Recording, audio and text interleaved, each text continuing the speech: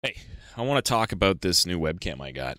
So, EMEET sent this webcam over to me a couple weeks ago. I received it, and I am floored with this thing. Like, it's fantastic. It's great. As you can see, it's very clear, and that's with using a green screen. Sometimes it gets a little bit fuzzy whenever you use a green screen because you have to put in some extra filters and some changes and stuff like that to take out the background. Unfortunately, I can't show off my background because this room is basically a demoed construction zone and it looks awful. It's like a storage space. Just terrible. Anyways, some of the nice things I like about it are the super fast focus that this thing has. So my old camera is one of the more popular brands. You definitely heard of them if you're into live streaming or content creation. They've been one of the top brands for a very long time, in my opinion. I love the camera. It is a good camera, but it's not this good. Now, they've since updated the old one, the one that I have, with a newer one. But this one's cheaper, and it's 4K. Their newer model is still only 1080, so this does offer a 4K image, which gives you more flexibility for the type of content you might be creating. So if you want to do the whole horizontal, but also take care of some vertical content, you can do that with 4K, whereas you can't do that with 1080. So something else to kind of keep in the back of your mind. It could make some of your content creation a little bit easier for you, especially if you're onto TikTok or YouTube Shorts or anything like that. Now, this thing is 4K 30 FPS. So it is not 60. It's not 4K 60. So keep that in mind as well. It has a Sony half-inch image sensor, and it has a 0.3 second autofocus. So if I want to show you guys something, this is my little Fuggler toy, my little miniature that they don't make anymore. You can see I'm a little bit blurry. Obviously, my background is an image, so that's not going to get blurred out.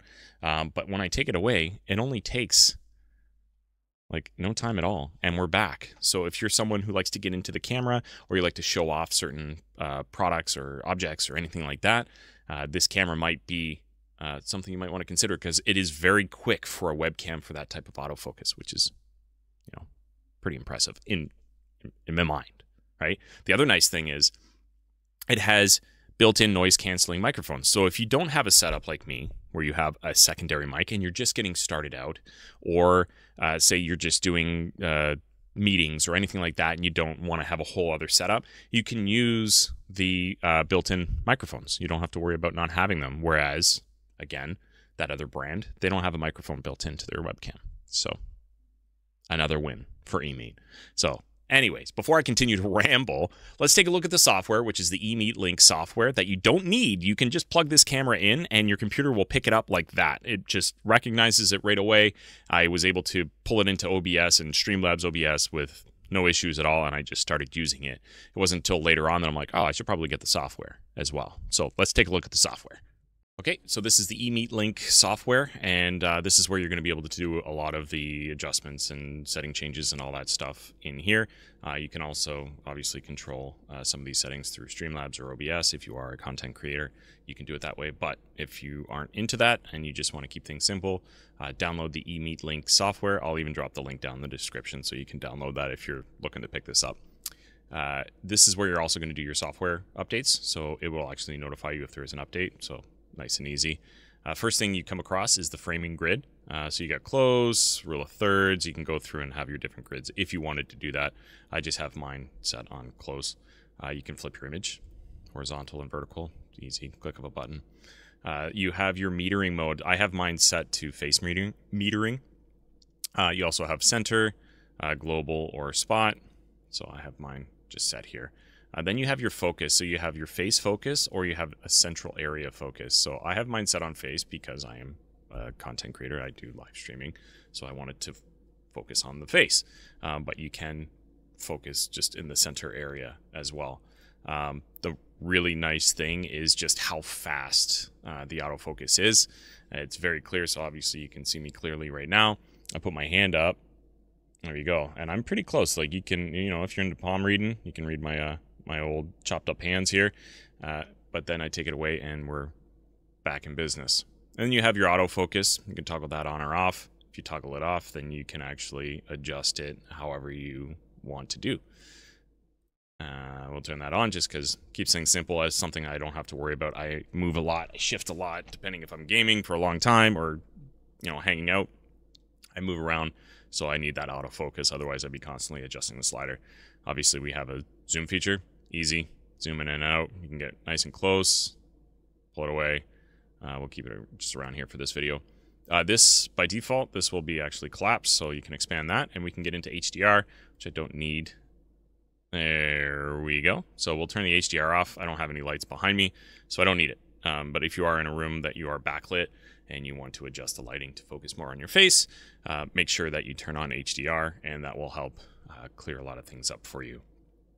Customization, this is basically so you can go through and pick your different settings. So you have your standard, right? So obviously now I can't change anything because it's preset. You're going to go through and pick. Everything's going to look a little different for you depending on your lighting and your situation. But we have a few different presets that we can choose from to go through. So customization I went into, I choose 60 Hertz. Image settings, you have your brightness, your EV.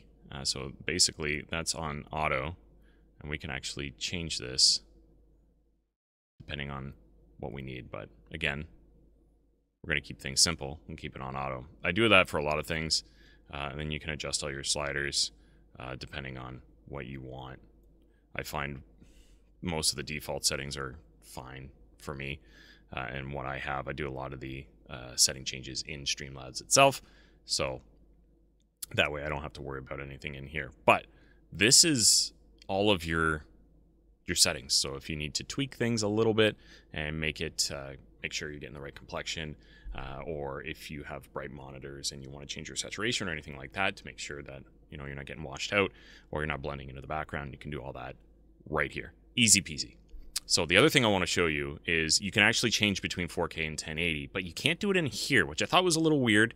You actually would have to do that through your camera setting or Streamlabs OBS, but for whatever reason, it's not a function in here, and I don't develop software, so I don't know the reason behind it, but that would be a nice thing to have, so I could toggle it here if I wanted to send 1080 or 4K. Right now we are set on 4K, and I will show you how to do that, so you know and you're not confused as to, well, I don't want it to send out 4K for this, I want it to be 1080 or whatever the case is. You're actually going to do that through Streamlabs or OBS, so let's take a look at that. Okay, real quick, this is what you're going to want to do. You can find your camera wherever it might be, right-click on it and go down to your properties. In here is where you're going to make that change. So right now I have it set on custom, but it's going to be on device default, which it'll be, should be defaulted to 4K. But if you want to change it to anything, change it to custom. And then in here, you'll have your different settings that you can change it to. So your 1080, 720, 1440, or 2160. So depending on what you want to do, that's how you do it. It's very simple, very easy, but in case it's not clear, that is all you need to do. Just find your camera, right click, properties, and then go right down here to resolution, FPS type, and then you're good to go. You can change anything else that you need to do as well. Okay, time for the unboxing. So here it is. This is the EMEET SmartCam S800. This is your streaming webcam and all of its glory. On the outside of the box, you have your system compatibilities. So it's a wide range, so you're pretty much covered wherever you use it. And then it tells you about the EMEET link software as well. On the back, it just runs down. You got your 4K 30 FPS or your 1080p 60 FPS, HDR, autofocus, and then the two built-in microphones. On the side, what's in the box? Camera, USB, and your manual. So we'll pop it open. Not going to spend a lot of time on this. Take that off. And here is the camera. This is it here. You can see right now the lens was covered. It's got a nice little rotator here, so you can turn your privacy on or off. The two built-in mics are right here. And then this camera actually includes your 1/2-inch image sensor from Sony, which is nice. And then you can actually hook this on top of your monitor or wherever you want, shelf, anything like that, and then you can make your adjustments here. It's got a little bit of foam here, and then you have the rubber back here. If you need to make further adjustments, you can simply adjust it even more. So you have lots of motion and adjustment capabilities. On the bottom, you got your 1/4-inch screw mount, so you can put that on a mic arm or tripod stand or camera stand or anything like that, which is what I will be doing to set this little guy up.